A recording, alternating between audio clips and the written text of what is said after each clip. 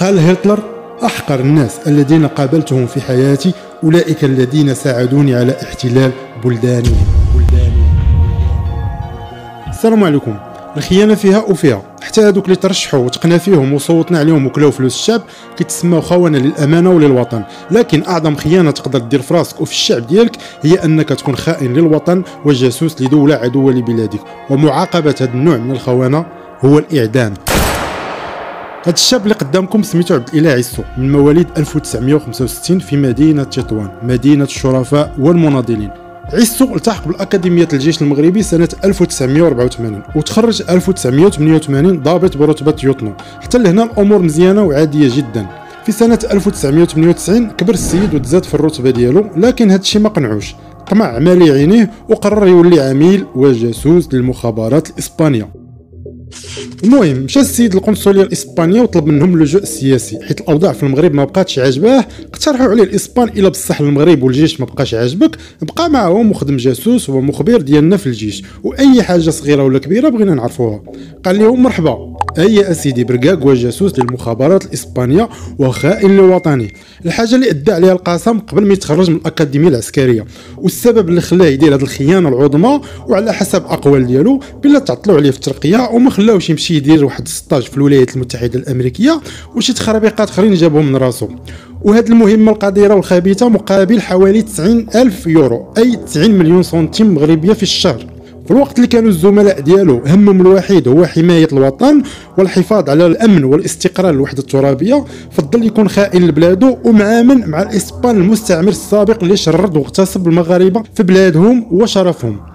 وفي سنه 2002 ومن بعد ما دوز 4 سنين ديال الخيانه والتبرقيق، وصلوا الخبار بلا المخابرات المغربيه عاقوا به، وبلا الفقيه اللي كان تسنى ببركته دخل الجامع بلغته، وبلا السي عسو ما حافظش على الامانه اللي ادى عليها القسم ودار يدو مع اعداء الوحده الترابيه في ذاك الوقت. عسو ملي عرف راسو تفرش قرر يتصل بالمخابرات الاسبانيه باش يعتقوه، ولكن ما تسوقوش ليه. واش اللي ما دار الخير حتى في بلادو عادي تسناو دير فيهم الخير؟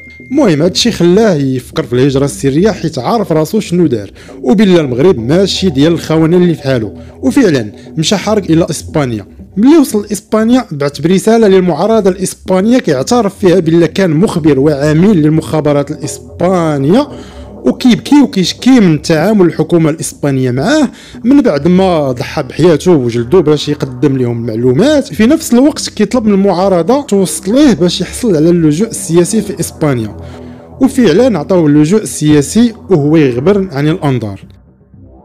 في 2010 اتصل هذا وجه الحبس بقناه الشروق الجزائريه وطلب منهم ينشر القصه ديالو. تواصل معاه هذا الصحفي وعاود ليه بلا كان ضابط في المغرب وهرب الى اسبانيا من بعد ما طلب اللجوء السياسي، وبلا كان مخبر وجاسوس ديالهم لمده 4 سنين. الصحفي ما فهمش علاش هذا المغربي بغى ينشر القصه ديالو في الجزائر، ومع ذلك طلب من عيسو يعاود ليه ويكتب قصته كامله في ورقه بخط يديه باش ما يغيرش الاقوال ديالهم من بعد وينكر. شوف، ها هي من بين الاوراق اللي جاوبني كتابة بيده، لأنني حرصت أنذاك لما كان كلام عن الاستخبارات حرصت بأنه يكون بخط يده. قلت بعدها ممكن هذا الشخص يدور عليا ويقول أنور مالك كذب عليا ولا شيء. هاي أمامكم هذه بخط يده على فكرة، وبدأ يحكي على نفسه عقوبات جاحفة، تأخير الإجازات، حرماني مثلا من تكوين في الولايات المتحدة كنت مؤهلا له، التأخير في الترقية بطبيعة الحال إلى آخره. شوفوا ايش يحكي عن نفسه: بدأت حينئذ فكرة الانتقام تراودني بإلحاح. أخذت القرار، وفي شهر مارس 1997 اتصلت بالملحق الصحافي بالقنصلية الإسبانية في تطوان. التقيت به وحكيت له قصتي بأني أريد فضح الأوضاع المزرية في الجيش.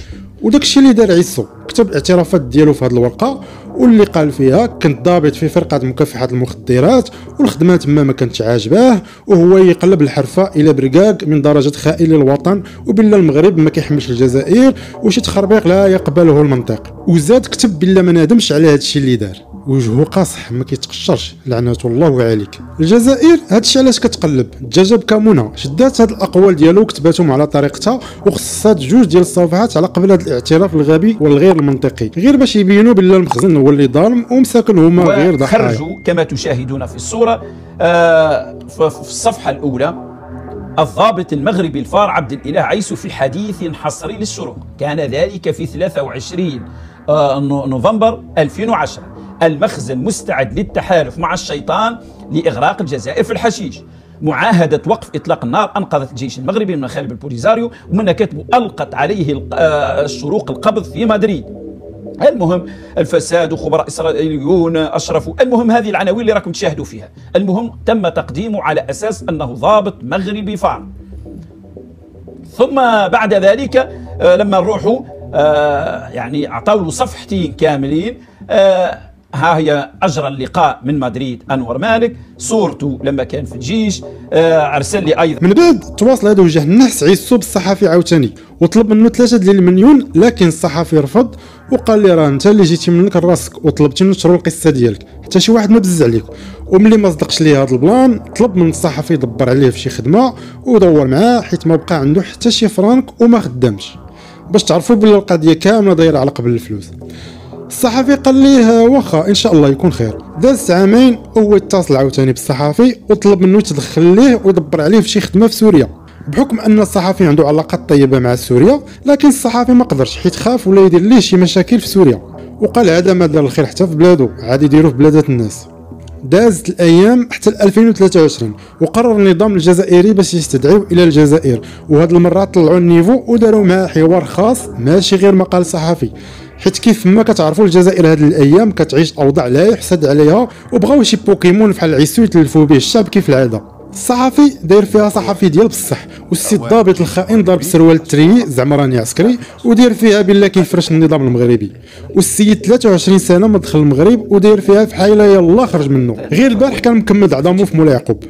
خلاصه الحوار هو ان المغرب كتحكم فيه المخابرات الاسرائيليه من الربعينات، وبالله هما اللي مسؤولين على الامن في القصر الملكي، وبالله لاله مريم ما كتحملش لاله سلمى، داكشي علاش تيرات عليها بالقرطاس ورصاصه زقلات لاله سلمى وجات في الملك، وهذا هو السبب الحقيقي علاش الملك كان في السبيطار ولاله سلمى كانت غايبه في هذه الصوره. وبالله الاخوه ديال الملك بغاو يديروا عليه انقلاب وشي خزعبلات، نخليكم تشوفوها في هذا الحوار الغبي. ما تنساوش الاخوان تدعموني بجيم وتابونوا في القناه وتعطيوني الراي ديالكم في هذا الخائن ديال اغراق الجزائر بالمخدرات. بطبيعه الحال هذه التعليمات هذه يعني كتجي من القمه ديال الهرم، يعني من المفتش العام ديال القوات المسلحه نيابه عن القصر.